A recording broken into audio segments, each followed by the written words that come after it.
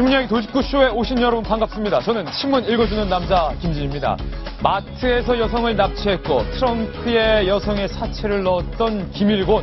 아직도 경찰은 김일곤의 뒤를 쫓고 있습니다만 아직 그의 행방은 잡히지 않고 있습니다. 많은 여성들이 김일곤의 사건 때문에 두려움에 떨고 있는데 도대체 김일곤은 지금 이 시각 어디에 숨어 있는 것일까요? 오늘 돌직구쇼에서 그의 마지막 발자취를 단독 보도해드리겠습니다. 먼저 오늘자 조간신문부터 소개해 올리겠습니다. 동아일보입니다. 동아일보 1면입니다. 정치면 1면에 실렸는데요. 혁신을 관철시킨 문재인 대표. 하지만 불신이 더 깊어진 야당. 동아일보 1면 제목 라임을 마쳤습니다. 혁신, 불신. 더 깊어진 야당. 어제 재적 과반이 넘는 340명이 혁신안 박수로 가결시켰지만 안철수 의원 결국 불참했고 안철수 의원뿐만 아니라 박지원 의원은 중간에 퇴장을 했습니다. 야당의 불신이 점점 깊어지고 있는데 이 소식 잠시 후 자세히 전해드리겠습니다. 다음 신문입니다. 이번엔 한국일보입니다. 한국일보 정치면 사진입니다. 문재인 대표와 김상곤 혁신위원장 둘이 밝게 웃으면서 악수를 하고 있는데 이 두 사람의 악수처럼 혁신안은 넘었지만 아직 문재인 대표에게는 대표직을 건 재신임 문제가 나와 있습니다. 안철수 의원, 박지원 의원 등등이 매우 지금 반발을 하고 있는 가운데 과연 친노를 앞세운 문재인 대표가 이 대표직 재신임에 성공할 수 있을지요? 관심이 모아집니다. 다음 신문입니다. 이번엔 조선일보입니다. 그런 가운데 문재인 대표를 흔들고 있는 또 하나의 세력이 있죠. 그렇습니다. 천정배 무소속 의원인데 20일에 신당 창당하겠다. 20일에 공식 선언을 할 예정입니다. 천정배 의원 측에서는요, 이 드림팀을 꾸려놨다. 스포츠 스타도 있고 명문대 출신 유학파 교수, 법조인도 있다. 이렇게 예고를 했는데 과연 천정배 신당에 합류할 선수들은 과연 누구일까 궁금증이 모아지고 있습니다. 다음 신문입니다. 이번엔 경향신문이죠. 경향신문 종합면에 실린 사진입니다. 여당은 어떤가? 김무성 대표의 표정에서 말해주죠. 눈을 질끈 감고 먼 산을 바라보고 한숨을 쉬고 있는데 윤상현 의원을 앞세운 친박 의원들이요. 이거 김무성 대표의 리더십 흔드는 거 움직임이 심상치 않습니다. 조직적인 움직임이다. 이런 해석도 나오는데 그 뒤에 혹시 청와대가 있는 것 아니냐 이런 움직임까지 관찰되고 있습니다. 이 소식 자세히 잠시 후 전해드립니다. 다음 신문입니다. 이번엔 한겨레 신문입니다. 사이면 범죄의 사각지대에 놓인 여성들 이렇게 말합니다. 요즘엔요 한낮에도요 마트나 백화점 주차장이 무서워요. 여성들 무서워할 만합니다. 한낮 마트 주차장에서 벌어졌던 이 김일곤의 사건 이후 많은 여성들이 충격을 받고 있는데 그렇기 때문에 빨리 지명수대된 김일곤을 붙잡아야 됩니다. 잠시 후 저희 돌직구쇼에서 단독 보도해드리겠습니다. 자, 다음 신문입니다. 이번엔 서울신문입니다. 서울신문 사이면에 실린 기사인데요. 어떠한 말에 멈췄다면 그것은 성폭행 아니다. 어떤 말일까요? 이건 간간이야. 이 말에 멈췄다면, 행동을 멈췄다면, 그리고 사과했다면 성폭행 아니다. 이 대법원의 판결이 나온 겁니다. 여성이 명백한 거부 의사를 밝힌 즉시 행위를 멈추고 사과했다면 간간으로 볼 수 없다. 대법원은 이렇게 판단했습니다. 다음 신문입니다. 이번엔 중앙일보입니다. 중앙일보 오피니언면에 있는 박용석 만평. 만평 제목 먹고 저 뒤에 문재인 안철수 만신창이가 돼서 붙잡고 있는데 앞에는 잘 나가던 김무성 대표의 가방을 붙잡고 있는 윤상현 의원. 그렇게 혼자 가시면 위험하옵니다. 김무성 대표 이렇게 한마디 하죠. 먹고 야당 못지않은 이 여당의 내용 소식도 잠시 후 전해드릴 텐데요. 오늘 돌직구쇼 조금 전 제가 예고해드렸던 대로 채널A 단독 보도로 시작을 하겠습니다. 트렁크 여성 시신 사건의 용의자 그리고 마트에서 여성을 납치하려 했던 유력한 용의자 김일곤이 범행 직전 치밀한 사전 답사를 했고 평소 주위 이웃에게 나는 죄가 두렵지 않다 이런 말을 서슴없이 했던 것으로 알려지고 있습니다. 김기정 기자의 단독 보도입니다. 트렁크 속 여성 시신 사건의 용의자 김일곤이 최근까지 서울 대림동에서 살았던 사실이 새로 확인됐습니다. 이곳은 김일곤이 2달 전까지 살았던 집입니다. 보시는 것처럼 이렇게 문이 굳게 잠겨 있습니다. 김일곤은 지난 2월에 혼자 이사 와선 5개월여 동안 이곳에 머물렀습니다. 김일곤은 평소 말수가 적고 이웃들과 잘 어울리지 않았지만 한 번 화를 낼 때면 물건을 집어던지고 위협도 서슴지 않았습니다. 조금만 격하게 하면 내가 누군데 나는 죽는 거 무섭지 않다. 그리고 무조건 반말에다가 지난 7월에는 밀린 공과금을 독촉하는 관리인을 폭행했습니다. 저기서 20몇만 원 그냥 안 내고 그랬어요. 그것 때문에 옥신각신에 멱살도 잡고. 김일곤의 치밀한 계획범행 정황도 확인됐습니다. 김일곤은 트렁크 시신 사건에 앞서 지난달 24일 경기 고양시의 한 마트에서도 30대 여성을 납치하려다 실패했는데 당시 사전 답사를 하는 모습이 담긴 CCTV 영상을 경찰이 찾아낸 겁니다. 경찰은 두 차례 모두 마트 주차장에서 30대 여성들을 범행 대상으로 삼았고 사전 답사까지 했다는 점에서 계획적 범행 가능성에 무게를 두고 있습니다. 채널A 뉴스 김기정입니다. 잔인한 방법으로 여성을 살해한 후 여성의 신체를 심각하게 훼손하고 트렁크에 가둔 채 불을 지른 김일곤. 경찰이 공배 수배로 그의 행방을 쫓고 있지만 아직까지 구체적인 단서나 그를 붙잡는 움직임은 포착되지 않고 있습니다. 그렇기 때문에 더 저희 방송을 보시는 많은 시청자분들, 특히 여성 시청자분들은 두려움에 지금 떨고 있는 그런 안타까운 상황인데 저희 채널A에서 단독 취재한 결과 김일곤이 트렁크 살인 사건 2달 직전까지 서울 대림동에 살면서 온갖 행패를 부리고 이웃과 갈등을 빚었다라는 내용을 저희가 보도해드리게 있습니다. 동아일보 논설위원이신 정성희 위원님, 이렇게 말했다는 거예요. 김일곤이 이웃 주민에게 조금만 문제가 있거나 격해지면 내가 누군데 나는 죽는 거 무섭지 않다 라면서 무조건 반말에다가 물건을 집어던지고 위협도 서슴지 않았다. 동네 주민들이 이렇게 저희 채널A 기자를 만나서 증언을 했습니다. 그러니까 제가 볼 때는 사이코패스일 가능성이 좀 상당히 높아 보여요. 심리적으로 김일곤은 사이코패스의 가능성이 높다. 왜냐하면은 이 사이코패스의 특징이 다른 사람들과의 공감 능력이 떨어져서 이 자신의 행동이 어떤 결과를 가져올지 예측하지 않고 행동하는 것이고 예. 또 하나는 이게 두뇌가 좀 좋다는 것이거든요. 예. 지금 보면은 본인의 그런 위협적인 그 행동이 상대방한테 그 위축 효과를 노릴 수 있다는 걸 알고 하는 행동 같고요. 또 이번에 이걸 보면은 사전에 그 마트 납치 지난번에 미수 사건이 있었던 그 마트에 가서 네. 사전에 그 범행을 하는 그 대상을 물색하고 사전에 준비하는 모습을 보였고 또 지난번에 범행 과정에서 우리가 본 것도 봤지만은 옷을 그 범행을 한 다음에 옷을 미리 준비한 옷을 갈아입고 CCTV를 피하는 장면까지 나왔거든요. 그런 걸로 봐서 그러니까 무작정 하는 것보다는 상당한 두뇌의 그를 가지면서 그 치밀하게 준비하는 특성을 보이고 있어서 뭐 전형적인 저는 사이코패스로 보이고요. 굉장히 저기 대형마트나 이런 데서 저도 가면 되게 무서워요, 낮에도. 예. 그런 거에 대해서 좀 그 마트 이런 관계자들은 미리 좀 대비를 하셔야 될 필요도 있고 경찰이 무엇보다 빨리 검거를 해야 될 것 같습니다. 지금 보면요. 경찰의 수사망 지금 총동원을 해서 공개 수배까지 한 마당이면 경찰 병력을 다 투입하고 있는 상황인데도 김일곤이 경찰 비웃는 듯이 수사망을 따돌리고 있는 것 그리고 여타의 범죄 행위를 봤을 때 굉장히 지능이 높은 사이코패스의 가능성이다. 이렇게 말씀해 주셨는데 안녕하 전 의원. 사실은 전에 기자 생활 20년 넘게 하시면서 경찰 기자 생활도 굉장히 오래 하셨는데 이런 종류의 강력범에서 보면 보통 용의자는 단서를 흘리거나 경찰이 마음 먹고 수배하면 2, 3일 안에 붙잡는데 김일곤은 다른 것 같아요. 일단 머리가 좋다고 봐야겠죠. 머리가 그다음에 뛰어나다. 이거 참 표현이 좀 그렇습니다만 범죄 경력이 많기 때문에 아마 숨는 능력도 굉장히 뛰어나지 않는가 싶어요. 예. 전과 22범입니다. 그래서 지금 경찰 물론 하고 있겠지만은 보통 이 전과자들 또 이 사람이라는 게 자기가 과거에 했던 경력에서 크게 벗어나지 못합니다. 네.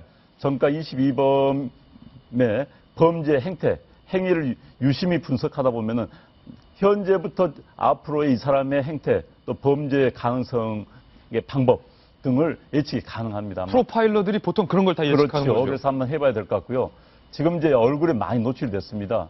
대형 마트 회사에서는 회사 입구에 저 얼굴 확대해서 좀 붙일 필요가 있다고 봅니다. 마트 주차장 입구마다 다 붙여야 된다. 붙여서 예. 접근을 못하게 굉장히 위축이 될 겁니다. 자기 얼굴 붙으면 아무리 담대한 사람이라도 위축이 되거든요. 그렇죠. 그럼 노력을 해야 될 것 같고 어찌됐든 그런데 김일곤이라는 사람 자체가 범죄 의식이 없는 사람 같아요. 범죄 행위, 잔인한 행위를 하더라도 이 행위가 자기한테 미칠 영향까지도 고려하지 않는 사람입니다, 보니까. 그렇기 때문에, 우리 뭐 속된 말로 무대뽀라는 표현, 그런 스타일 같아요. 그래서 굉장히 위험한 인물이기 때문에 하루빨리 경찰력을 총동원해야 되지 않을까 싶어요. 지금, 왜냐하면 여성들이 마트는 정말 자기 집 드나들이 많이 가는 곳입니다. 그렇죠. 그것도 한낮에. 그렇죠. 그런데 이제 대낮에 마트는 지하 주차장이 워낙 넓기 때문에 후미진 곳이 있습니다. 언제든지 범죄를 할 수 있는 여건이 돼 있거든요. 예. 그래서 그런 부분들에 대해서도 전 경찰력을 동원해서 하루빨리 김일곤이 추가 범죄가 일어나지 않도록 막아야 되지 않을까 싶습니다. 임유선 변호사님, 네. 보통 이 범죄자의 심리나 범죄자의 행동을 보면 사건 수사에서 이런 말이 있습니다. 범인은 다시 현장에 나타난다. 그런데 그 말과는 또 별개로 우리 채널A의 단독 보도 내용을 보면요. 김일곤이 트렁크 시신 사건에 앞서 한 마트에서 30대 여성을 납치하려다 실패했을 때 고양시에서요. 예. 사전 답사를 하는 모습이 담긴 CCTV를 찾아냈다는 거예요. 그러니까 굉장히 치밀하게 준비를 했잖아요. 예. 그러니까 강력 범죄자를 보면은 어떤 한 두 종류로 나눌 수가 있을 것 같아요. 한 종류자는 죄책감이 있어요. 죄라는 걸 알지만 어쩔 수 없이 자기도 모르게 조절할 수 없는 욕망을 가지고 하는 경우가 있어요. 우발적으로. 우발적으로. 가장 대표적인 경우가 전에 성폭행범이었는데 도주를 한 와중에서도 성폭행을 했다가 맞아요. 그 여성의 설득에 그것은 당신의 잘못이 아니다. 이것은 당신의 병 때문이다라는 설득에 넘어가서 다시 자수하러 온 사람 있잖아요. 네. 그런 사람 같은 경우는 죄책감을 갖고 있는 상태에서 스스로 성욕을 자제하지 못하는 어떤 병적인 문제로 인해서 자꾸 범죄를 일으키는 사람이거든요. 근데 반면에 이런 김일곤 같은 경우는 죄책감이 별로 보이지가 않는 케이스인 것 같아요. 예. 죄책감이 없이 어떤 전형적인 계속 사이코패스라는 말씀을 주셨어요. 사전에 치밀하게 준비를 한 점, 그리고 범행 수법이 굉장히 대낮인데도 담대하고 그리고 잔혹한 점, 그리고 변복을 할 정도로 단서를 전혀 남기지 않은 점 등을 볼 때 예. 사이코패스라는 말이 일견 타당해 보일 뿐만 아니라 역시나 주변 사람들의 말도 예. 말수가 적다. 그런데 분노를 조절하지 못하더라. 이런 게 전형적인 사이코패스의 모습이거든요. 예. 사회성이 떨어지고 공감 능력이 떨어지다 보니까요.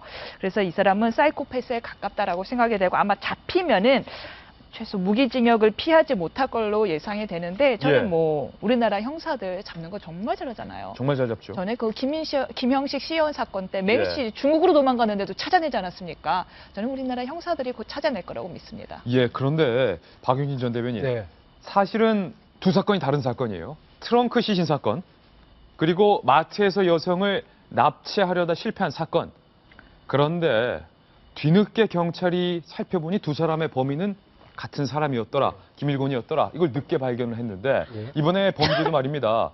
여성을 마트에서 납치하려다 실패하려던 것도 우발적인 게 아니라 사전에 범행을 했다.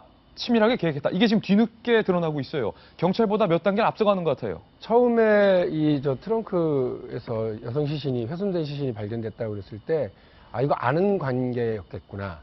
다들 그렇게 생각했을 거 아니에요. 그래서 무슨 아는 남편, 애인, 남자친구 이런 경우인 줄 알았더니 그게 아니라 그냥 자기 분노의 대상을 찾아서 곧바로 이렇게 그냥 공격하고 잘 모르는 사람을 했다는 거 아니에요? 그러니까 저희 와이프도 아까 말씀하신 것처럼 이제 장보러 가는 것도 무서운 거예요. 어디 주차장 큰 데도 거기가 편리하고 아늑한 공간이었는데 이제 그게 범죄 현장으로 이제 돼버린 거죠. 근데 전에도 그분이 아마 탈주를 해서요. 아버지 장례를 치르려고 귀유를 했다가 탈주를 했는데 못 찾았어요. 결국은 고향 어디 인근 가가지고 이제 자살을 했죠.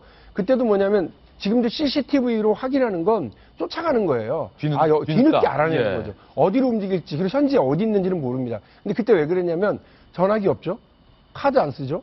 이러니까 찾기가 어려웠던 거죠, 경찰이. 지금은 주로 전화기와 카드 이런 걸 통해서 어디 있는지를 찾아내는 걸로 알고 있는데 전혀 못 찾고 있다. 아마 저 김일곤도 지금 그 전화기나 카드를 쓰지 않으면서 계속 자맹을 하고 돌아다니고 있거든요. 대단히 위험한 상태이고요. 지금 채널A가 보도한 걸로 유추해 보면 아마 일정한 직업도 없이 혼자 이렇게 살았고 가족 간의 왕래도 없었던 것 같아요. 예. 대단히 고립감을 느끼고 정신적인 문제가 있고 그러면서도 머리가 나쁜 건 아니고 범죄 경험은 많은 그야말로 그냥 시한폭탄 하나가 돌아다니고 있는 건데 경찰이 지금과는 다른 방식의 이 수배, 다른 방식의 검거를 위한 노력들을 해야 될 상황이라고 봅니다. 예, 경찰이 이 김일곤을 잡기 위해 현재 특진까지 내건 상황입니다.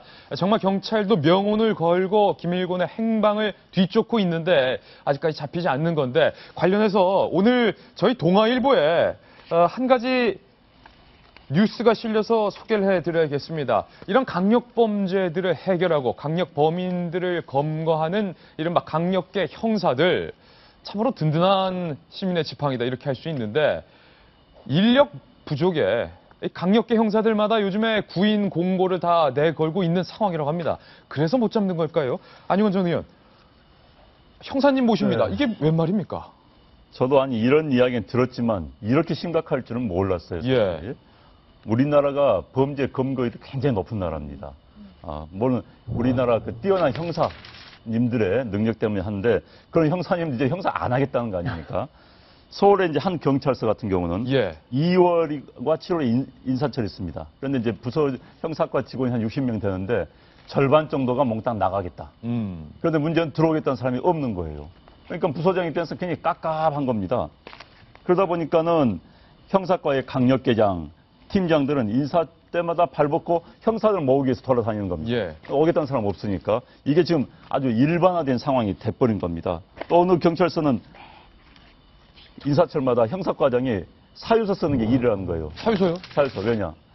자, 형사가 아직 경력이 안 된 또 초임 경찰을 끌어올 수밖에 없다는 거예요. 형사 지망자가 없기 때문에. 그러면 그 사람의 형사과에 올 수 있는 근무 여건이, 그러니까 기준이 안 되는데도 이러이러한 사유 때문에 근무를 시킬 수밖에 없다라는 걸 쓰는 게 일이라는 겁니다. 형사 과장이 형사 과장이 오겠다는 사람이 없으니까. 그래서 이제 이게 상당히 심각한 일이라는 거죠. 이유는 역시 심한 일, 3D라고 그러죠. 힘든 일을 기피하는 사회 풍경. 우리 정치인이 저녁이 있는 삶이라는 이야기 했는데 참 좋은 이야기입니다. 근데 형사들에게 저녁이 있을 리가 없지요. 그렇죠. 숱한 야근에 또 범인 추적해서 지방 왔다 갔다 해야 되고 잠복해야 되고 이게 저녁이 있을 수가 없죠. 그런데 요즘 젊은 세대 또 요즘 가정 있는 분들이 누가 그걸 원하겠습니까? 게다가 형사들이 그렇다고 돈을 많이 받느냐 또 이것도 아니에요. 그렇죠. 그러다 보니까 이제 결국은 특히 이제 경찰도 관료화되다 보니까는 인사, 승진하기 위해서 시험 공부에 매달립니다. 시험 공부에 매달리기 위해서 가장 좋은 부서는 경무과, 대민 상담하는데 이런 데 시간이 많아요. 공부할 책 볼 수 있으니까. 그래서 다 그리 빠지려고 합니다. 형사들이 공부할 수 있습니까? 못하죠. 나도 다녀야죠. 그래서 승진을 위해서도 불리하고 힘들고 그렇다고 돈을 많이 주는 것도 아니다 보니까는 형사 그렇게 기피하다. 사실 요즘 얼마 전에는 교통과 직원 찾기 힘들었어요. 거리에 나와서 이제 교통 안전 책임지는 분들 아주 과거에는 수입이 꽤 좋았었습니다. 왜요? 아주 과거에는. 한번 봐줘, 딱 뭉쳐가지고 몇 장 세서. 그런 시대가 아니에요. 그러다 보니까 거기는 힘들고 거리에 나와서 온갖 매연 다 마시고 있지 않습니까? 더울 땐 덥고 추울 그럼요. 땐 또 옷은 두꺼운 옷 입어야 되고 그래서 안 하려고 해요, 전부. 그래서 과거에는 한때는 이 교통경찰 하던 분이 몽땅 경무과 총무 담당으로 하겠다 해가지고 난리 난 적이 한 번 있었어요. 그런데 이제는 형사과마저 강력계가 부족하다. 힘들다 이런 상황이 되는 사실 거죠. 우리가 요즘 영화 베테랑이나 또 요즘 미세스캅 이런 거 보면은 형사들이 정말 정의감에 가득 차가지고 몰불알거리고 범인을 추격하고 이런 게 통쾌함을 선사하잖아요. 근데 그거는 여기 우리 기사에 따르면 영화나 드라마에나 있는 일이라고 합니다. 실제로는 굉장히 고된 업무기 때문에 기피하는 것이 이제 추세고요. 이런 생각이 드네요. 이게 형사만 그런 게 아니라 우리 기자들도 기자랑 형사랑 비슷하죠. 굉장히 좀 일이 3D 업종이라 해서 좀 고된데 우리 기자들도 들어오면 요즘 신입 기자들이 경찰 기자를 안 하려고 그래요. 그래서 옛날에는 내가 기자 한번 해보겠다 이러면서 제일 먼저 형사들이랑 같이 방 쓰면서 뒹구는 경찰 기자 가장 먼저 해야 되는데 요즘은 희망부서를 받으면 문화부, 경제부 이런 데를 굉장히 선호하는 것이거든요. 그래서 요즘의 사람들의 특성이고요.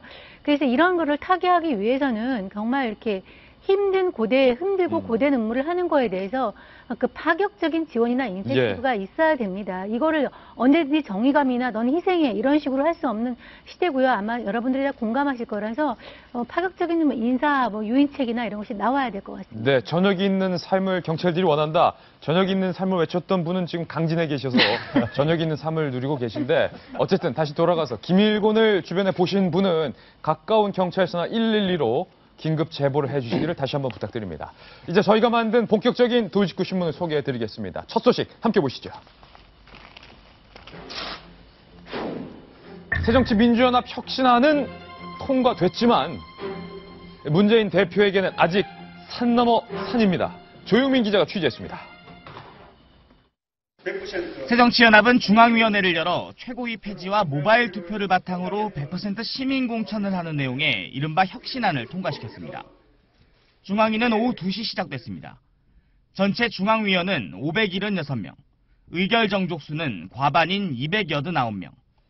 비주류 측 핵심인 김한길, 안철수 전 대표 등이 불참했지만 박원순 서울시장과 안희정 충남도지사 등 모두 417명이 참석한 것으로 집계되면서 회의는 곧장 진행됐습니다. 우리가 총선 승리와 정권 교체를 진심으로 바란다면 오늘 혁신안 통과시켜 주십시오. 문 대표의 인사말이 끝나고 비공개 진행이 선포되자 비주류 측 조경태 의원은 반발했습니다. 반대합니다. 민주적인 절차를 언론을 통해서 모든 공개될 수 있도록 공개 토론을 제안합니다. 그리고 의장님, 이번 사안은 협상가 아닙니다. 그러나 고성이 쏟아집니다. 비주류 의원들은 제대로 된 표결을 위해 무기명 투표를 하자고 제안했지만 이 역시 받아들여지지 않았습니다. 오후 4시 10분 비주류 인사들이 퇴장하자마자 주류 측은 곧장 2개의 안건을 박수를 통한 만장일치로 통과시켰습니다. 통과된 시각은 오후 4시 10분. 문재인 대표는 활짝 웃었습니다. 혁신안들이 만장일치로 그렇게 통과되었거든요. 혁신은 이제 시작입니다.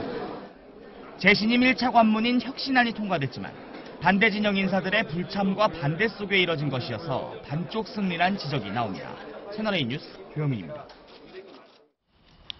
네, 안녕한 전 의원님. 네. 혁신안은 통과됐지만 사실 혁신안 통과는 저희 도직구쇼를 포함해서 많은 언론들에서 쉽게 예측했던 그렇죠. 일입니다. 네. 혁신안이 통과된 것과 문재인 대표가 대표직을 재신임 받는 것은 별개의 문제죠. 그렇지요. 일단 문재인 대표가 혁신안을 어제 통과시켰지만 추석 전에 재신임을 받겠다고 공언을 했습니다. 네. 그런데 혁신안을 지금 통과된 현상을 본다면 재신임도 될 건 같아요. 예. 그러나 어제 혁신안이 통과된 과정에서 상당히 복잡했죠. 방금 뭐 조경태 의원 이야기도 나왔었지만은 그러니까 비주류의 반발도 만만치 않았습니다. 않았어요. 그러나 이제 이런 측면이 있어요. 비주류가 세력으로는 보여주지 못했습니다. 네. 이제 박지원 대표가 뭐 트위터에 그런 걸 올렸다고 그래요.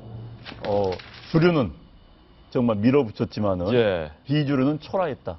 비주류는 말은 굉장히 컸습니다. 그렇지만 세로는 상대가 안 됐던 것이죠. 400명 대 한 80여 명, 이 정도밖에 안 됐으니까. 그런 느낌이 들었어요. 지금 새정치연합 비주류는 언론이 만들어낸 과장된 실체가 아닌가 하는 느낌이 솔직히 들었습니다. 아, 비주류의 실체가 진짜 있는 것이긴 한 건가? 실체가 있긴 예. 있는데 이 실체라는 게 언론이라는 건 자꾸 각을 세우려고 가지고 기사를 쓰다 보니까 예. 그러니까 주류가 한마디 하면 비주류 한마디 했다. 이런 식으로 각을 세다 보니까 비주류가 실제 세는 별게 아님에도 불구하고 언론을 통해서는 확대, 예. 재생산, 확대된 그런 모습을 보여주지 않는 모습이 어제 들었습니다. 왜냐하면 420명, 제적 578명 가운데 420명이 나왔다는 건 굉장히 많은 참석률입니다. 예. 그런데 그 많은 상당수가 이른바 친노 세력이에요. 예. 친노 세력의 동원 능력과 새정치연합을 중심으로 이루고 있는 중앙위는 새정치연합의 핵심 집단입니다. 네. 핵심 집단 내에서 친노 세력이 얼마나 굳건히 큰 집단을 자리 잡고 있는 거 어제 보여준 한 케이스였습니다. 비주류가 뭐 퇴장하고 소리치겠지만 그건 큰 영향을 미치지 못했다는 거. 그래서 비주류가 물론 문재인 대표가 앞으로 뭐 상당히 어려움이 있을 겁니다. 비주류 저항하지만 예. 비주류의 저항이 그렇게 조직적으로 클 것 같지는 않다는 것. 또 하나는 비주류가 지금 각자입니다. 이른바 박지원 전 원내대표를 기준으로 뭐 동교동계 따로 있지. 예. 안철수, 솔직히 안철수 의원 하나입니다. 걔 없습니다. 예. 뭐 송호창 의원 있을지 모르지만 혼자 그래서 목소리만 내는 것이죠. 이번에 뭐 존재감 토론했지만 안철수, 김한길 따로 각자가 통일된 힘을 발휘하지 못해요. 예. 그래서 각계격파가 가능한 겁니다. 주류 입장에서 본다면. 특히 이제 공천, 그러니까 전략공천 20%를 이용해가지고, 자, 너는 살려줄게, 우리 편을 와. 넌, 쟤는 죽여버릴 때 걱정 마. 한다면은, 주류 입장에서 본다면 전략공천 예. 20% 이용해서 얼마든지 이의제의할 수 있고, 주무를 수 있다. 있습니다. 너는 살려줄 테니까 고개 숙이고 말하지 말고 조용히 있어. 라고 얼마든지. 현역 의원들은요, 예. 내년 공천받아 당선되는 게 현재 지상 목표입니다. 예. 대부분이. 이 사람들한테 당신 조용히만 있어. 내가 살려줄 테니까. 한다면 따라올 수밖에 없는 거예요. 그래서 이번 공천이 통과돼가지고 특히 20% 전력 공천을 가졌기 때문에 예. 20%의 의미는요. 단순한 246명 지역구 20%가 아니라 영남에서는 사실 별 의미가 없습니다. 마음대로 수도권 20%는 수도권 전체로 본다면 50%가 될 수 있는 그렇죠. 거죠. 그렇죠. 그래서 수도권에서 50% 날릴 수가 있는 겁니다. 전략 공천이라는 건 A라는 지역은 자 여성 지역으로 정했습니다. 하면은 그 지역에 있는 남성 현역은 신청도 못하고 날아가는 다 거죠. 날아가는 거네요. 그렇죠. 그래서 이런 식으로 전략 공천을 가지고 얼마든지 비주류 판을 흔들 수 있기 때문에 문재인 대표가 굉장히 힘을 얻었다. 예. 그렇지만 이제 비주류도 저항은 분명히 할 겁니다. 예. 그들의 강도는 앞으로 상황은 좀 달라지겠지만요. 그러나 어찌됐든 문재인 대표 입장에서 본다는 한 고비를 넘었다. 알겠습니다. 50대 50의 큰 세력들이 내전을 벌이는 것인 줄 알았는데 뚜껑을 열어보니까 주류 대 레지스탕트들의 반항이었다. 요 정도 찻잔 속 태풍이었다. 이런 관측이었는데 박용진 전 대변인 예. 일단은 혁신안이 통과돼서 걸출한 최고위원회 자체가 없어졌기 때문에 예. 뭐 주승용 등등 최고위원들은 최고위원 자리를 잃게 되는 거긴 하지만 친노의 겹진형을 보니까요. 뚜껑 열었는데 네. 비주류 퇴장한 사람들은 80명밖에 안 됐고요. 몰려든 친노가 400명에 달했어요. 일단 이번에 통과된 그 지도체제 변경과 관련해서는요 내년 총선 이후에 예. 적용이 되니까 일단 정청래, 주승용, 유승희 최고위원은 계속 보실 수 있어요. 임기는 계속 직진행이네요. 너무 걱정하지 마세요. 아, 다행이네요. 네, 그렇고요. 그리고 그러니까 대표도 새로 뽑아야 되는 상황이에요. 예. 그때 가서요 다시 뽑는데 권역별로 뽑는다 이제 이런 거죠. 그런데 이겼다. 우리가 이겼다라고 주류가 만세 부를 수 있느냐.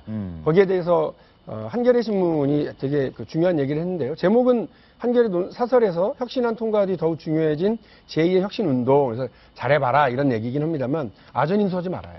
아전인수하지 네. 마라. 이번 다수 중앙위원회 혁신안에 찬성을 하게 된 거는 부결하면 당이 깨질지도 모른다라고 하는 위기감, 공포감 이것 때문에 그런 거지. 뭐 혁신 정치적 승리로 이렇게 예. 하지 말아라 이제 이런 거죠.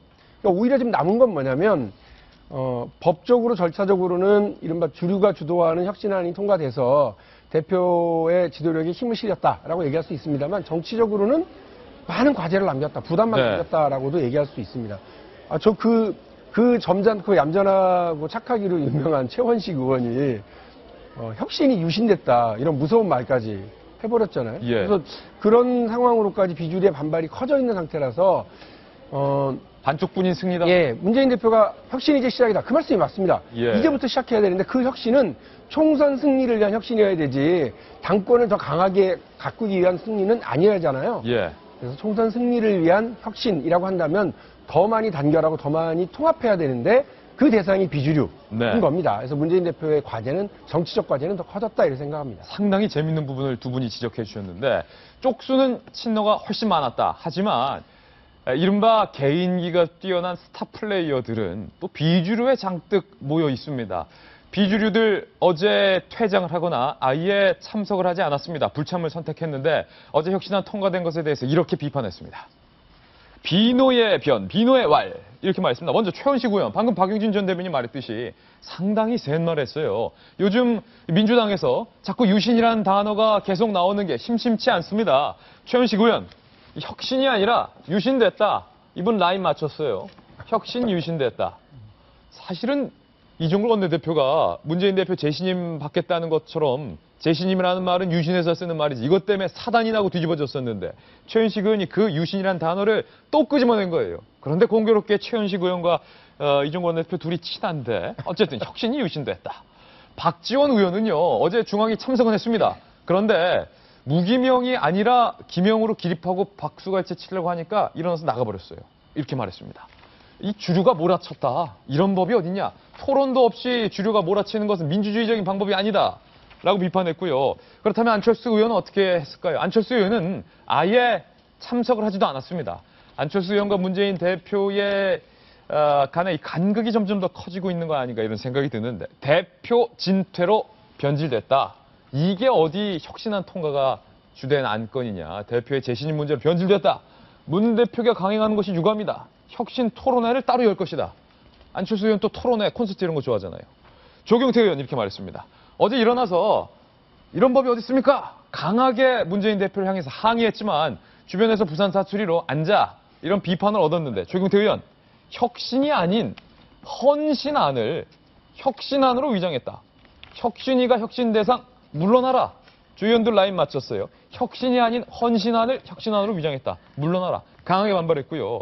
주승용 의원 또 한마디 안 하면 안 되죠. 밀어붙이기 식으로 통과돼서 아쉽다.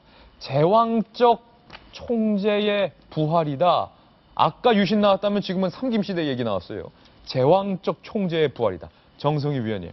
비노에 무시 못할 의원들이 이렇게 비판하고 있는데 문 대표 입장에서는 아직 두 다리 뻗을 수는 없을 것 같아요. 문재인 대표가 어제 혁신은 이제 시작입니다. 그랬는데 제가 볼 때는 이제 분란은 이제 시작입니다. 분란은 이제 시작입니다. 겨우 이제 시작됐고요. 앞으로 이제 총선까지 여러 차례 고비가 있는데 뭐 어떻게든 제가 보기엔 수습을 해가면서 나갈 겁니다. 그렇지만 정말 그것이 수습은 아니고 갈등의 골은 아마 더 깊어질 걸로 예상이 되는데요. 아까 우리 안영환 전 의원께서 비주류라는 것이 사실 뭐 조직화된 실체가 있다기보다는 언론이 조금 더 부풀린 것이 아니냐고 했는데 뭐 실체가 그저께 우리 박용진 전 대변인이 얘기한 대로 비노 측에서는 이거를 조직적으로 이걸 반대하려는 의사나 움직임이나 이런 거를 보이지 않고 그냥 맞아요. 관망하거나 모른 척 하고 있는 그런 현상이기 때문에 뭐 혁신안 통과는 뭐 당연한 수순인데요. 다만 어저께 오늘 얘기를 했던 이렇게 반발하고 나간 사람들이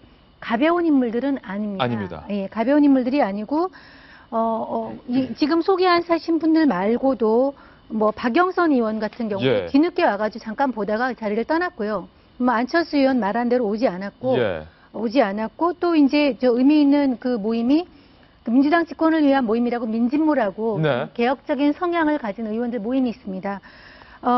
거기 소속되는 김영환 의원, 유성엽 의원, 김두관, 전 경남지사 다 투표 안 했습니다. 김두관 지사도 어제 투표 안 하고? 네. 그랬군요. 떠났고 또 그 모임 소속인 최원식 의원이 유신이다 이렇게 평가를 했기 때문에 상당히 영향력 있는 인물들이 각계 바깥에서 이걸 흔들어대고 있는 상황이라서 뭐 혁신안이 통과됐다고 하더라도 문재인 대표가 오늘 신문은 활짝 웃고 좋아하고 있는데 전혀 웃을 상황이 아닌 걸로 저는 생각합니다. 진짜 본 게임은 지금부터가 시작이던데 그럼 직접 한번 들어보시죠. 비노 의원들의 반발이 만만치 않습니다. 기득권으로 멀어졌습니다. 그리고 사실상 공개투표했다는 것은 혁신이 유신이 된 겁니다. 기본적으로 저는 혁신도 아닌 헌신안을 가지고 혁신안이라고 위장시켜서 저렇게 통과시키려고 하는 행위는 저는 용납할 수 없다. 투표에 응하지 않고 퇴장하기로 결정하고 퇴장을 하는 것입니다. 이렇게 밀어붙이기식으로 이루어진 데 대해서는 정말 아쉽게 생각을 해요. 임순 변호사님, 문재인 대표 측에서는 내심 이런 분위기입니다. 이제 혁신안 통과시켰으니까 이제 더 이상 대표가 말았는데 토달지 마. 내심 이런 분위기가 읽히고 있는데 방금 직접 들어보셨듯이 뭐 삼김시대 얘기, 제왕적 총재 얘기도 나오고 유신이란 말이 지금 또 나오고 그런 상황인데. 네, 반발이 보통이 아닌 것 같죠. 지금 야당 내의 싸움을 보면 약간 어떤 느낌이냐 하면은 여와 야의 싸움의 축소판이다라는 느낌이 들어요. 그게 야당 내부에서 이루어지고 있다? 네, 야당 내부에서 지도파와 반지도파의 싸움이 꼭 여와 야의 축소판 같아요. 그래서 야는 반대하는 쪽의 목소리는 굉장히 세고 크고 반면에 결국 승리하는 쪽은 침묵하던 다수였고요. 그 모습의 반복처럼 보이는데 이들의 오늘 그 혁신안이 통과됐을 때는 어떤 느낌이 들었냐면 제가 예전에 수영 배울 때 느낌이 들었습니다. 수영 배울 때 느낌? 힘들게 계속 발길질을 했는데 빙글빙글 돌아 제자리였던 느낌. 지금 딱 그 혁신안 지금 아마 문 대표가 됐는데 힘들게 빙글빙글 돌아서 이제 다시 제자리로 온 느낌이거든요. 예. 근데 그 사이에 내공도 쌓이고 실력도 쌓였으니까 이제는 좀 팔 돌리기도 조금 더 능숙하고 발차기도 조금 더 힘이 붙었으니까 예. 이제는 좀 앞으로 나아갈 힘이 생기지 않았을까. 아마 그리고 물길도 조금은 정리가 됐을 테니까 물길 나아가지 않을까 싶고요. 그리고 오늘 동아일보에서 재밌는 기사를 심었는데 예. 2012년 대선 이후로는 야당에선 자신들이 뽑은 대표를 흔드는 게 관례처럼 되어 왔다라는 거예요. 그래서 문 대표 예컨대 4.29 재보궐선거 참패 후에 김한길 전 공동대표랑 문 대표가 만났을 때 그 문 대표가 문 전 대표가 김 전 대표가 도움을 청하는 문 대표한테 내가 대표할 때 친노 왜 이렇게 날 흔들어댔습니까? 라고 따졌다는 거, 항의를 했다는 거예요. 그러자 문 대표가 나는 그러지 않았습니다. 라고 하자 김 전 대표가 뭐라고 하셨냐면 그러면 그때 그들을 말리기라도 하셨습니까? 라고 하자 아무 말씀도 못했다는 거예요. 하면서 이제 동아일보에서 쭉 그동안 김 전 대표가 대표일 때 문 대표 쪽에서 흔든 거, 이번에도 문 대표가 대표일 때 김 전 대표 쪽에서 흔든 거를 예를 들어놨는데 기사 자체는 흥미롭지만 이걸 읽고 있는 국민 입장에서는 참 언제쯤 정상화가 되려고 이렇게 서로 복수혈전을 벌이나 싶네요. 복수혈전이다. 그 가운데 이른바 비주류 세력에서 무시 못할 입지감, 존재감을 보이고 있는 의원은 바로 이번 국면에서는 단언컨대 안철수 의원인데 박윤진 전 대변인. 안철수 의원의 이른바 문재인 대표와의 각세우기, 문재인 대표와의 어떤 이 대립 구도를 통해서 안철수 의원이 얻은 것 혹은 잃은 것 어떻게 보십니까? 안철수의 힘은 뭘까요? 그러니까 제가 볼 땐 아까 말씀하신 것처럼 안철수 개는 없다. 안철수 개는 안철수의 없다. 힘은 있다. 안철수 힘은 있다. 예.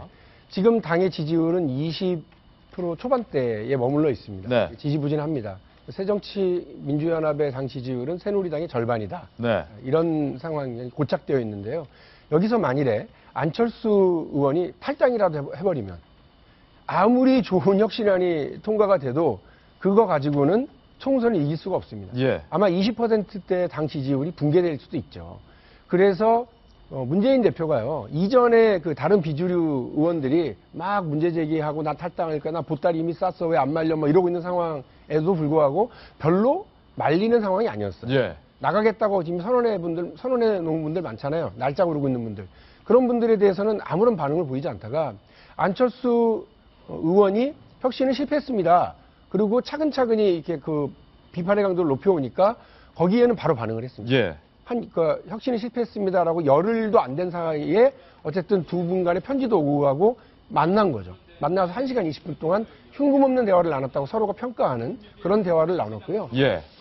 그러면 보면 안철수 의원은 일정하게 남긴 것도 있고 그다음에 숙제도 있는 거죠. 그러니까 성과는 뭐냐면 문재인 대 안철수라고 하는 나 아직 살아있다 라고 하는 걸 보여주고 안철수라고 하는 사람의 존재감도 보여준 겁니다. 게다가 이번에 주목해봐야 될 건 그동안 안철수 의원이 뭐라고 얘기를 하면 그게 뭔 말이야. 그래서 뭐 3대 비밀 중에 하나가 뭐 김정은의 마음, 뭐 안철수의 새정치 뭐 이런 거 아니었어요? 그런데 이 안철수 의원이 일단 워딩이 달라졌어요. 아주 세고 조목조목 구체적으로 이야기를 했습니다. 그래서 전투력을 보여주는 이전과는 많이 달라졌다. 그래서 내가 이 바닥 이제 다 수업 끝났어. 학습 과정 끝났고 이제 본격적으로 해보겠다라고 하는 그런 결기도 보입니다. 그런 의미에서 안철수 의원은 남긴 게 있는 거죠. 달라진 모습을. 그러나 또 하나는 그림자도 있죠. 혹시 저분 새정치 하신다더니 기성정치인 다 됐네 라고 하는 느낌도 남을 수가 있고. 새정치가 아니라 기성정치다. 그리고 또 하나는 뭐냐면 안철수 의원이 이번에 이번에 통과된 혁신안 아니에요? 아무것도 아니에요? 그러면 뭐 어떤 게 혁신이에요? 라고 얘기하는 것에 대한 답을 내려야 될 상황이 왔습니다. 그래서 그 부분과 관련해서 안철수 의원이 얼마나 세고 본격적인 얘기를 할 것인지 그리고 어떻게 본인이 실천을 할 것인지에 대한 과제가 남았습니다. 지금 안철수 의원이 자꾸 이제 문재인 대표도 훈수만 두지 말라는 이야기 했는데 지금 훈수꾼으로 변해가고 있는 것 같아요. 개안이 없이 훈수꾼. 그다음에 두 번째는 정치인이 안철수 의원급 특히 현재 어지러운 당이라면 자기가 본인을 내려놔야 됩니다. 자기 기득권을 내려놔야 되는 거예요. 그래서 사실 안철수 의원이 예를 들어서 뭐 부산에 출마하겠다 뭐 이런 식으로 나온다면 안철수 주가는 올라갔지만 현재대로 훈수만 둔다면 여기서 안철수는 큰 진보는 없을 것 같다는 생각이 듭니다. 야당의 내홍 소식, 더욱더 깊어지고 있는 소식 전해드렸는데 더울직구 신문을 보시면요. 야당의 움직임 아직까지 산 넘어 삽니다. 이런 움직임이 포착되는데 함께 보시죠. 천정배 의원이 20일에 신당을 현실화하겠다 이렇게 발표한 가운데 과연 문재인 대표가 대표직을 유지할 수 있을까? 더욱더 힘들어지고 있습니다. 그런데 야당만 이런 게 아니에요. 그 밑에 여당 소식도 준비되어 있습니다. 여당은 과연 무엇이 문제일까요? 김무성 대표 아까 중앙일보 만평에서 먹고 윤상현 의원에게 이랬는데 윤상현 의원을 필두로 한 친박 실세 드라기 이른바 김무성 대표를 끌어내리려고 이른바 여당을 접수하려고 움직임을 보이는 건 아니냐. 정성희 위원님, 김무성 대표 측에서 윤상현 의원에게 공식적으로 경고를 하겠다. 이런 아이디어가 나왔다는데 이게 어떤 내용입니까? 문상현 의원이 우리 김무성 대표 체제로는 안 된다. 우리 중진들, 대선에 출마할 중진들 있다라고 한 거에 대해서 이제 김박해가 부글부글 친박해가 아니라 김무성 대표에서 부글부글 끌었죠. 그래서 친박의 대권 주자 널리고 널렸다. 네, 그래서 끌었다. 그러니까 이제 이거는 안 된다. 뭔가를 액션을 취해야 된다고 얘기를 하니까 그걸 말리신 분이 김무성 대표예요. 아, 김무성 대표가 윤상현 경고 추진을 말렸다. 네. 그러면서 이게 굉장히 의구심을 하고 있는 사람들 의구심을 보이고 있는데 이제 김무성 대표에서 윤상현 대표가 결국은 자기가 어저께 우리 얘기한 대로 자기 정치하면서 이렇게 띄우는 거 아니냐 이렇게 하고 있는 데서 김무성 대표가 이제 제가 쭉 그러셨죠. 대통령이 개헌 얘기할 때도 이렇게 마무리하고 당을 수습하고 나가는 모습을 보였는데 이번에도 김무성 대표가 그걸 올 지나하면서 그런 거 아니니까 좀 두고 보자 하고 이제 잠복된 상황인데 문제는 그렇게 간단치가 않습니다. 김무성 대표가 이 말린 거와 무관하게 윤상현 어떤 의원의 이런 행보는 의도된 것이고 본인은 이렇게 자기 스스로가 기사화되는 거에 대해서 아마 지금 외국에 계신 것 같은데 즐기고 있을 겁니다. 물론 겉으로는 그런 것은 아니고 김무성 대표에 대해서 더 잘 하라는 의미로 얘기를 했다라고 얘기를 했지만 그 내심에서는 이렇게 복잡한 계산법이 지금 진행이 되고 있습니다. 복잡한 계산법이다. 김무성 대표가 경고장을 보냅시다. 여기에 대해서 안 된다. 가만히 있어라. 태산같이 진중하라. 이렇게 얘기를 한 건 제가 볼 땐 잘한 것 같아요. 저 정도 당대표 흔들기에 경고장을 보냈다면 야당은 경고장이 얼마나 수국이 쌓여있습니까? 저희는 저 정도는 유도 아니에요. 문재인 대표 흔드는 게 유신이 되는데요. 너도 나도 그러니까 혁신이 유신됐다는 얘기까지 나오는 판이니까. 그런데요, 제가 볼 때 정성희 의원이 말씀하신 게 정확하다. 의도된 도발이다. 이렇게 보고 있습니다. 의도된 도발이다. 저는 게다가 이거는 청와대가 좌표를 불러주고요. 그 탄착점을 김무성 대표로 하는 친박의 포격이 시작됐다. 이렇게 보고 있습니다. 최근에 김무성 대표의 사위, 마약 사건 관련된 이것이 공개되는 시점, 이것도 참 묘하네. 이렇게 하고 있었는데 그것에 대한 진위가 아직 파악도 되기 전에 이미 한 방 쏜 포탄의 포연이 흩어지기도 전에 그 다음 이제 원투 펀치가 파박 나가버린 거라고 저는 보고 있고요. 김무성 대표의 측근이 이렇게 인터뷰했어요. 특별한 인간이 분열을 조장한다. 인간이. 사람이니까요. 인간이라고 불러도 되지만 거기에는 감정이 으드득하는 어금니 우는 소리가 묻어나고 있죠. 그 인간이란 표현은 휴먼 이런 게 아니라 그런 게 아니라 저 인간이 할 때 이 인간이다. 인간이 아니라 은건이죠. 어금니를 꽉 물고 지금 하고 있는데 이게 의도됐기 때문이라고 저는 생각을 합니다. 그래서 이것이 만일에 실제로 청와대 정무특보를 맡고 있는 윤상현 의원, 그러니까 청와대와 친박계 의원들 간에 코드를 맞춰서 이렇게 움직이고 있는 거라고 그런다면 큰일입니다. 여당 내부가 큰일이라기보다는 나라가 큰일인 거죠. 대통령과 청와대가 어수선한 경제 상황 이런 걸 잘 수습하려기 위해서 노력은 하지 않고 당이나 장악하려고 하는 이런 흑심을 내비치고 있다고 하는 것이라면 큰일이고요. 근데 이것이 윤상현 의원이 나한테 남동생을 사칭하더니 이제는 급기야 이런 말까지 하는구나. 특보 자리를 떼든가 떼야 되겠다라고 하시는 거라면 붙잡아다가 친구를 하셔야죠. 누가 이런 말 시키라고 그랬니? 이렇게 하면서 분명하게 얘기를 안 하시면 이거 좀 그냥 두잖아요. 윤상현 의원은 그런 의도가 아니었습니다. 전형적인 치고 빠지기. 이런 거를 그냥 두면은요. 대통령의 마음은 김무성을 흔드는 데 있구나. 총선 앞두고 너도 나도 김무성 흔들 거고요. 그렇게 되면 김무성 대표는 정말 어려운 지경으로 빠질 거라고 봅니다. 왜냐하면 윤상현 의원의 신분이 대통령의 정무특보라는 신분이기 때문에 누나특보라고도 하죠. 라는 말씀이시에요. 저는 일찍 그러셨잖아요. 청와대가 좌표를 불러줬을 수 있다. 네. 저는 아닐 거라고 봐요. 아니다. 아닐 거라고 보는 예. 이유가 아마 좀 혼난 것 같아요. 왜냐하면 청와대 입장에서도 곤란할 수 있었다라는 얘기가 들리는 거예요. 그렇죠. 왜냐하면 윤상현 특보의 이 행동 때문에 청와대의 당 접수설이 힘을 넣고 막 얘기가 나오니까 당신의 오버된 행동 때문에 이러지 않았느냐라는 건데 이게 아랫사람이 참 조심해야 될 것 중에 하나가 윗사람의 의중을 아는 건 중요하지만 그 윗사람의 의중을 알고 먼저 움직이는 건 굉장히 조심해야 될 일 중에 하나더라고요. 자칫하면 오버가 될 수 있기 때문에. 자칫하면 오버가 되는데 지금이 딱 그 경우가 아닌가 싶은 거예요. 오버다 이건. 전에 금태섭 변호사님 같은 경우도 안철수 의원의 오른팔로 불리다가 먼저 나선 케이스 하나가 그 기자회견이었거든요. 정준길 공보관이 자신을 협박했다. 여자 문제로 협박했다라고 먼저 나선 다음부터 그 다음부터는 조금 삐걱거리기 시작한 걸로 알고 멀어졌죠? 있어요. 물론 허락을 받고 기자회견을 한 거긴 하지만 저 기자회견을 하겠습니다라는 통보를 후에 그러면 뭐 안철수 대표는 아무 말도 안 했다고 해요. 그때는 저 기자회견 하겠습니다. 하고선 기자회견 한 거거든요. 그러니까 먼저 나섰다가 그렇게 돼버렸어요. 예.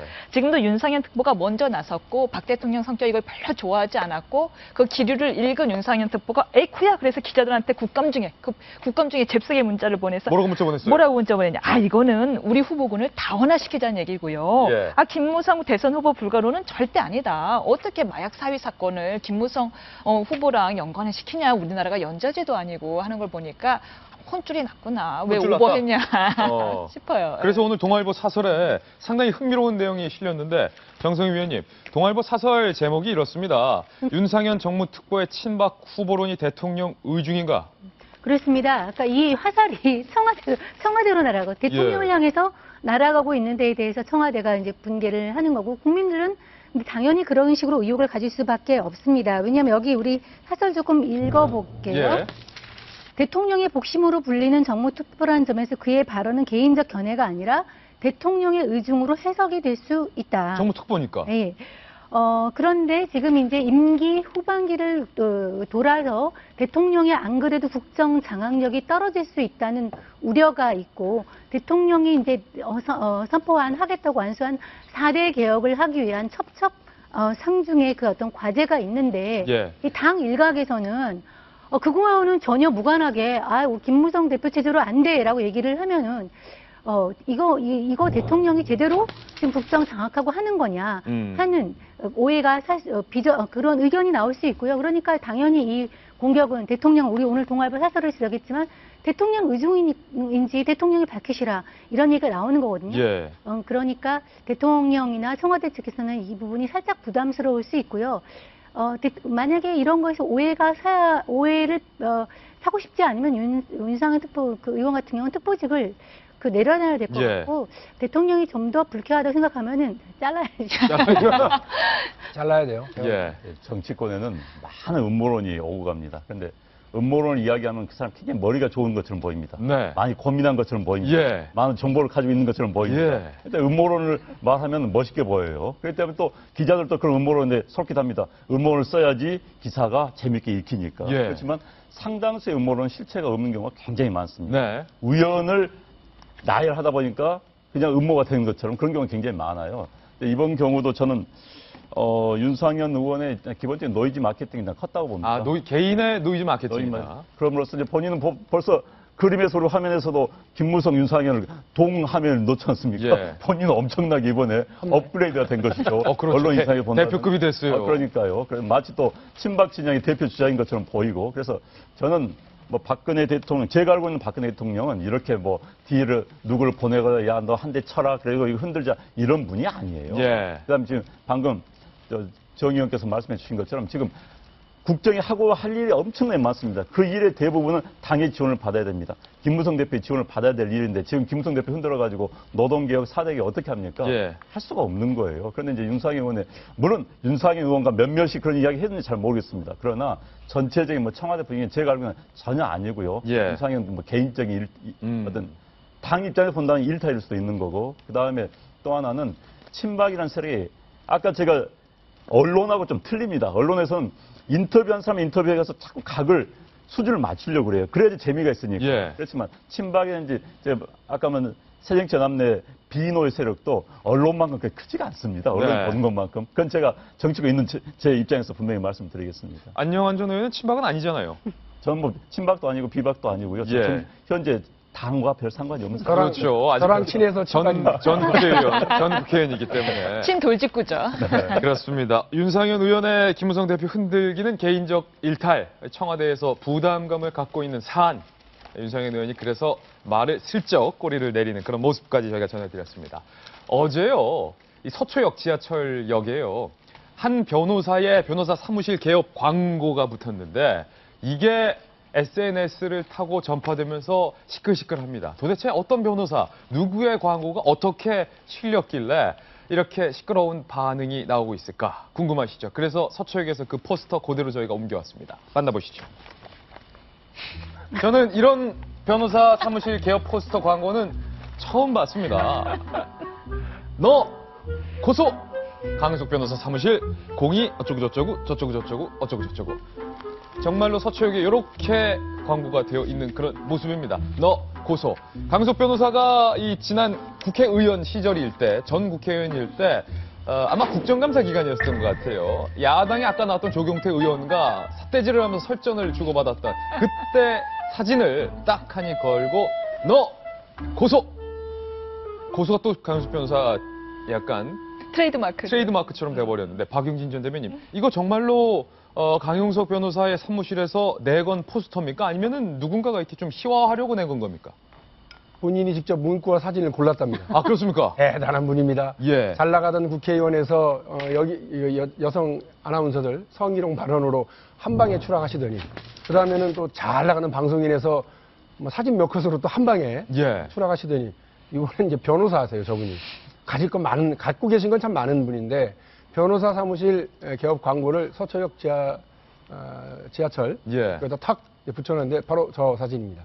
근데 보통 점잖거나 뭔가 이렇게 신뢰를 주거나 예. 이런 사진을 고르는 게 변호사 업계의 뭐 그냥 관행 아니겠습니까? 예. 정치인들도 보통 그렇습니다.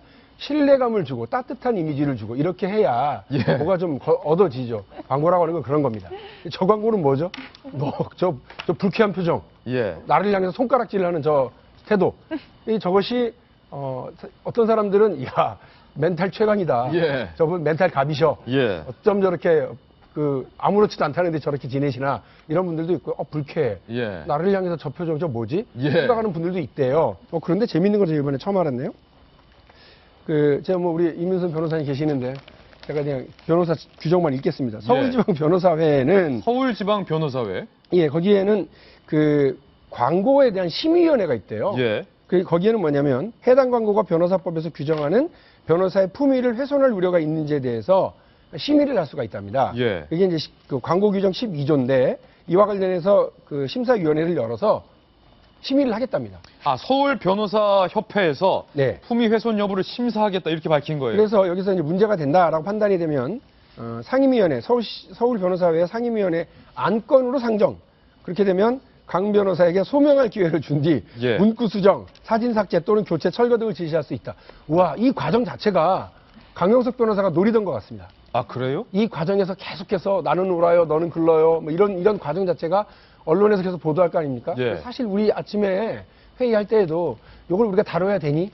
꼭 그렇게 해야 돼? 예. 이런 얘기도 없지 않아 있었어요. 왜냐하면 강용석 변호사가 아까 우리 윤상현 의원의 뒤를 이어 노이즈 마케팅. 예. 나 한번 떠볼란다.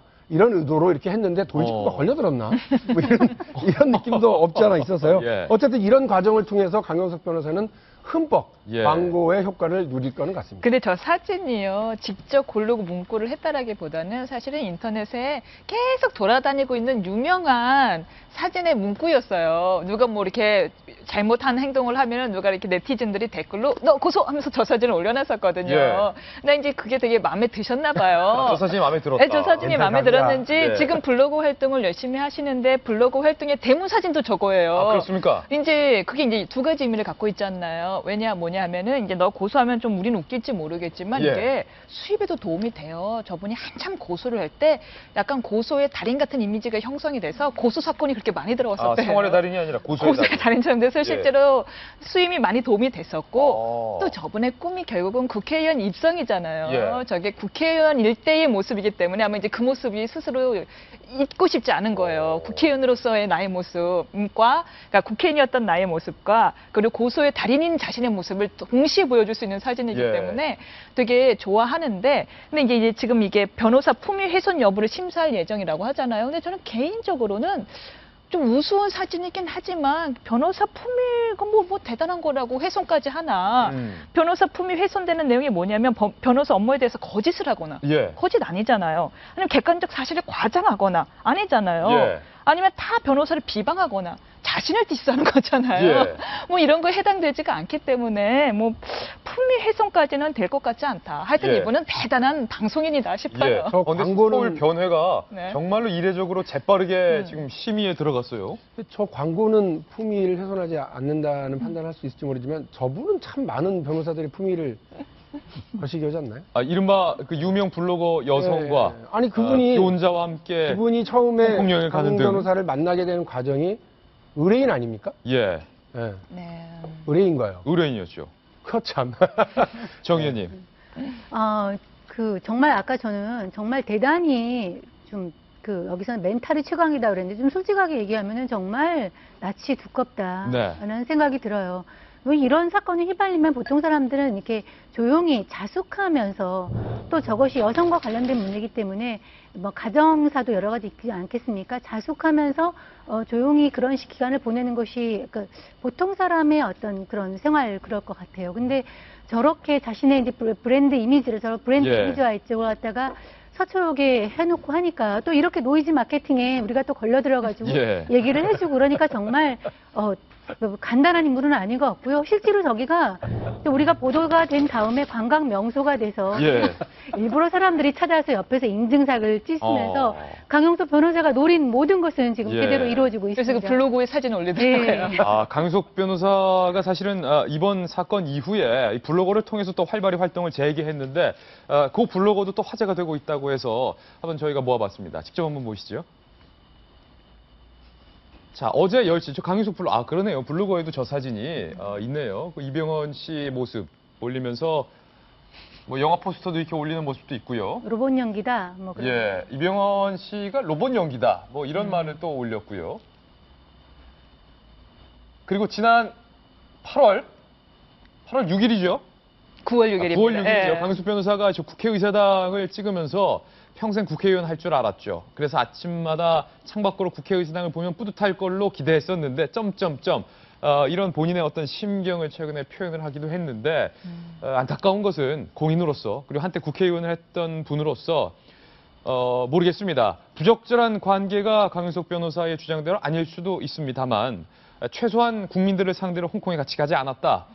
나는 의뢰인의 관계일 뿐이다 라고 했던 그 거짓말에 대해서는 강용석 변호사는 아직 이렇다 할 사과를 하지 않고 있는 상황인데 저런 글을 올리기 이전에 국민들에 대한 사과가 우선이 돼야 되지 않나 라는 안타까운 마음이 있습니다. 강용석 변호사의 별난 포스터 소식 저희 전해드렸고요. 다음 뉴스를 소개해드리겠습니다. 도직구 신문입니다. 자, 이거 내려가시고요. 만남 갈구하는 외로운 아저씨들, 이른바 한국판 애슐리 매디슨. 과연 얼마나 활개치고 있을까? 애슐리 매디슨, 저는 정말 싫어하는 사이트인데. 안영환 전 의원님, 이거 서울신문의 기자가 한국판 애슐리 매디슨의 실체를 취재했어요? 그러니까 이제 서울신문 요즘 이런 기사를 많이 실습니다. 네. 이런 기사. 네. 그런데 서울신문 기자 3사람이 남녀가 이런 사이트에 이제 접근을 해서 한번 신청을 해봤답니다. 한국판 애슐리 매디슨. 그렇죠.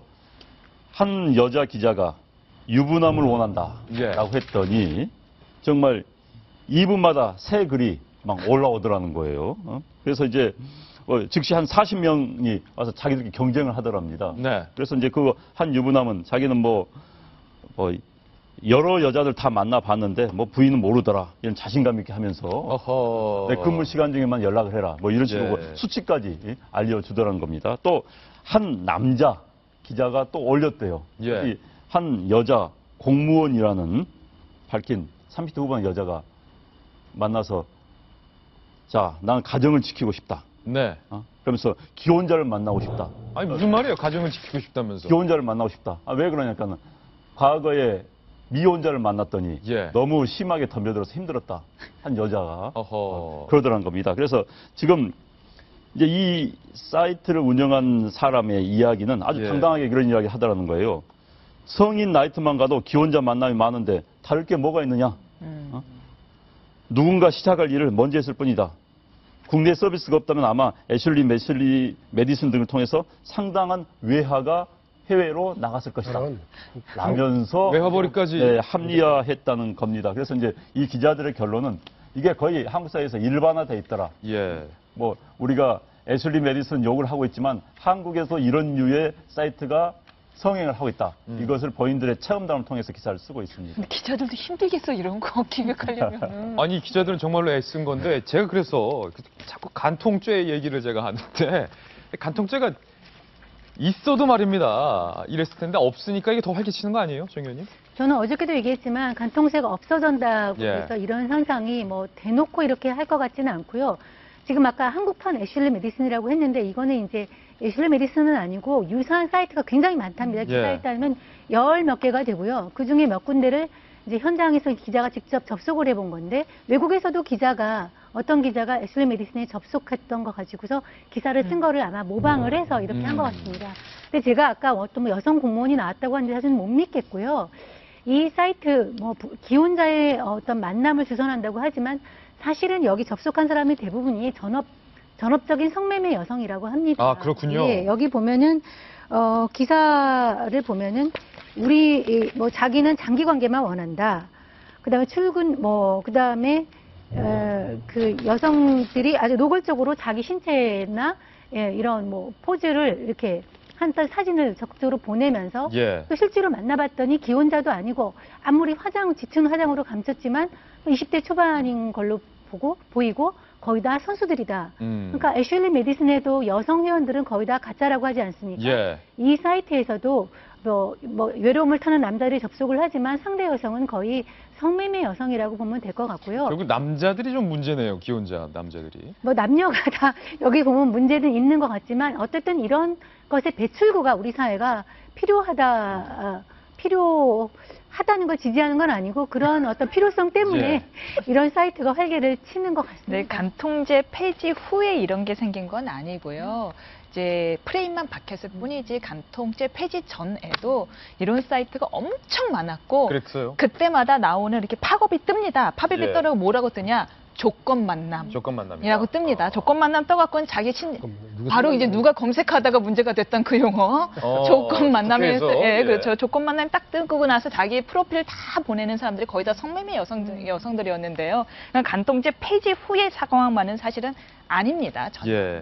그 외로운 아저씨들 많더라 기사에 이렇게 나왔는데 그 외로운 아저씨들은 저희 도직구쇼 보면서 좀 건전하게 함께 하시죠.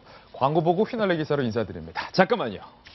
요즘 갑질하는 사람들이 참 꼴불견이죠. 이런 갑질에 대해서 경종을 울리는 기사가 오늘의 휘날레 기사입니다. 이 기사입니다. 지난해 성북구에서 석관동 두산 아파트 주민들이 전기요금을 아껴서 경비원 어르신 임금을 20% 올려서 화제가 됐습니다. 그런데 그 성북구에서 또 일을 쳤습니다. 수건에 경비원 고용안전 확약식에 아파트 주민들과 함께 경비원들과 함께 동행이란 두 글자를 새겼는데 성북구와 관내 아파트 입주자 대표회 그리고 경비원 용역업체 모두 상생하자는 취지로 동행을 외쳤는데요. 여기서 그치지 않고 계약서의 갑을 표현을 좀 바꿔보죠. 그래서 갑을이라는 표현 대신 함께 가자는 뜻의 동행으로 표기를 했습니다. 서로 필요에 의해 맺는 계약이니까 누가 갑이고 누가 을이 없다. 함께 가는 거다. 동행. 그런데 이걸 본 성북구 지자체에서도 이게 좋다. 그래서 성북구 관내에서도 갑을 계약서 대신에 동행 계약서를 도입하기로 결정을 내렸다고 합니다. 동행, 함께 가자. 갑질하지 마시고요. 을이라고 위축되지 마시고요. 함께 가는 겁니다. 성북구의 대단한 도전을 저희 도직구쇼가 지지합니다. 저희 오늘 준비한 소식 다 전해드렸습니다. 저희는 내일 아침 9시에 더욱더 풍성한 뉴스로 인사드리겠습니다. 오늘 하루는 분명 어제보다 더 나을 겁니다. 좋은 하루 보내십시오. 감사합니다. Whenever this world help me forget.